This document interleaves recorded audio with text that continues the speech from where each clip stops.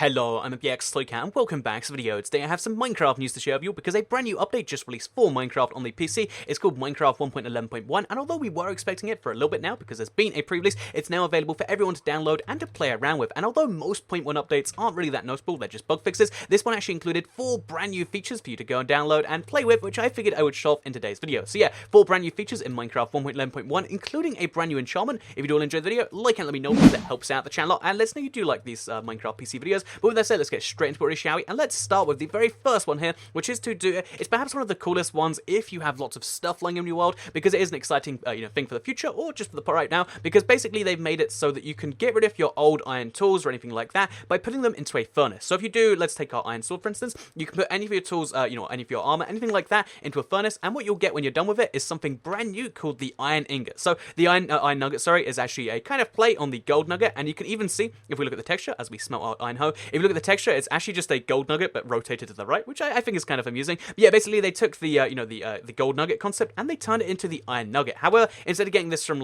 zombie pigment or something, you can also get this by just taking any of your armor and or any of your armor, any of your stuff, anything like that, and smelting it up. So this also includes chain, as you just saw me do there. So we can take our iron in there, do the same there, put our gold iron spade in there, and all of these 3 things will give us an iron nugget each. And although that seems like a really small trade, because this is just 1/9 of an ingot, even given that you spent like 3 ingots to get the whole thing, it might seem like it's a kind of a silly thing. However, realistically, it's just a way to take your old tools and get some use out of them. Also, it's just a brand new item, so I think it's pretty cool. And you might not think that, but you can just not do it if that's your opinion. But if you do have lots of stuff that you don't want to get rid of entirely, but you want to get some use out of, then yeah, throw them into the furnace. And as of this update, you'll be able to get iron ingots, which is pretty cool. No, it is iron nuggets that turn into iron ingots when you do this. I get the name confused because it's a bit weird, but yeah, there you can see 9 of these, 1 of these, pretty cool little thing. So let's move on from that feature to the second feature in this update, which is to do with the dual wielding. So dual wielding is something that, again, it's particularly relevant this time of year because everyone complains that it is or it isn't or whatever, and it's not on the console and the Pocket Edition, interestingly enough. However, the PC has actually made some steps to make it a bit easier to use, because one of the things about the new combat system that people don't like is the fact that there is this cooldown every time you hit. It's to balance all the weapons, it's to make the fact, it just makes the combat take a little bit more skill. That was the idea behind it, but a lot of people don't like this. They want to be able to, spam, but you don't get as much damage that way. So the way they've kind of compromised in this system is they made it a bit easier for people to time their hits by giving you this little indicator to let you know that yes, you're ready to attack. So I'll show this iron axe for instance. When you're ready to attack, you get this little plus sign below the cooldown bar, because usually that's just there anyway to let you know that yep, you're cooling down right now. But if you want to make sure you're always doing maximum damage, just wait till you see the plus sign, and every time you sit, well, let's try this again. Oh, we're using an axe, that's why. Okay, so wait till you see the plus sign. When you see the plus sign, you know you're ready to attack, and that's the new way to basically make combat a bit easier for those people that aren't so great at timing or whatever, and therefore again makes the new combat a bit more usable for everyone, which is a feature everyone can get down with. If you don't want to use it, ignore the plus. If you do want to use it, it makes things a bit easier. And personally, I thought, I don't use it too much, but it is a relevant little feature that I think is rather useful. And again, it's not really too relevant for servers anyway, because most of them don't use it, but it's nice for, survival, to make things just a bit easier when you're killing your pigs and you want your pork chops and stuff. So yeah, that said, let's move on to the next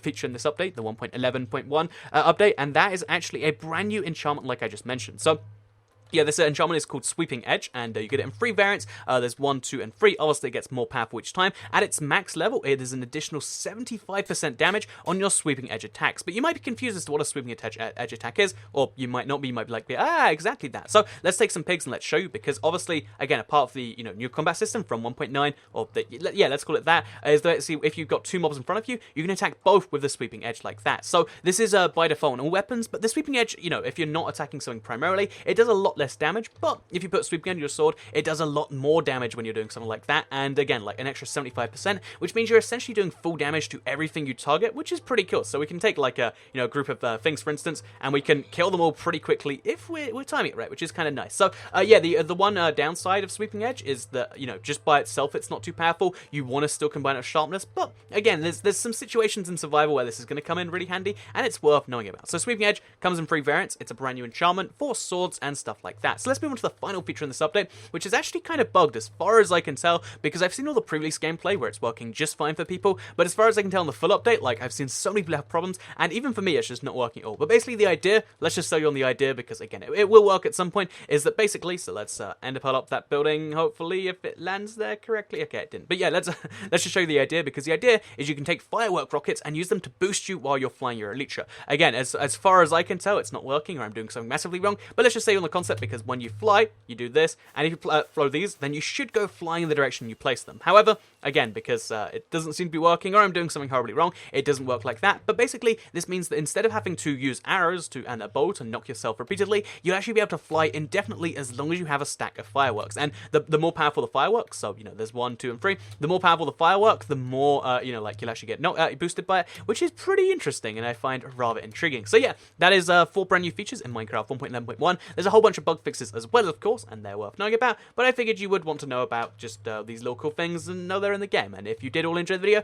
like it and let me know, share if you really liked it, and subscribe if you're new around here. I make videos like this one every single day on my channel, and if you subscribe, you'll see them daily on your homepage. Just in case you didn't learn anything from this video, then a little thing you might not have known is that Minecraft PC doesn't have fireworks in creative. I had to craft these myself by using firework rockets, which is, I think it's the only platform where that's the case. Anyway, with that said, I hope you all enjoyed the video, and I'll see you all next time. Goodbye.